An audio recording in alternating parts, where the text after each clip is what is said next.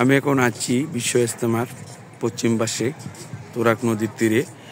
এই যে ব্রিজটা দেখতেছেন সেটা হচ্ছে নৌবাহিনী করছে শুধু ইজতেমার লোক পারাপারের জন্য। সামনের যে বিল্ডিংগুলো আছে এটা আহসানে মিশন ক্যান্সার হাসপাতাল, এদিকেও তুরাগ নদী, এটা হলো বিশ্ব ইজতেমা মাঠ। এই যে আমরা এই 4 নম্বর রাস্তায়, আমাদের দুপুরের লোকেশন হলো 4 নম্বর রাস্তা, 661 নম্বর কুটি, 559 কুটি এবং 459 কুটি হলো দুপুরা।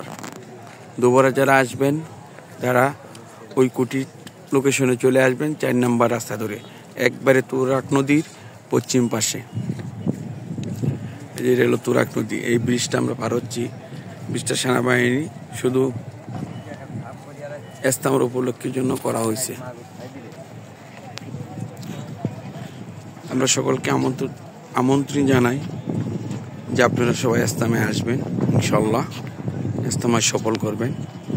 এই যে আবার দেখাচ্ছি সেটা হলো তুরাগ নদী, ওটা হলো ইজতেমা, এটা হলো ইজতেমা পশ্চিম পাশে তুরাগ নদী। যে ঘুরে ঘুরে সব আপনাদেরকে দেখাইতেছি।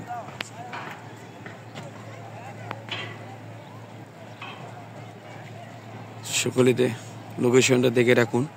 আমি এটা ধোবর আর ময়মনসিংহের ধোবর আর লোকেশনটা দিচ্ছি। ময়মনসিংহের ধোবর আর লোকেশনটা হলো 4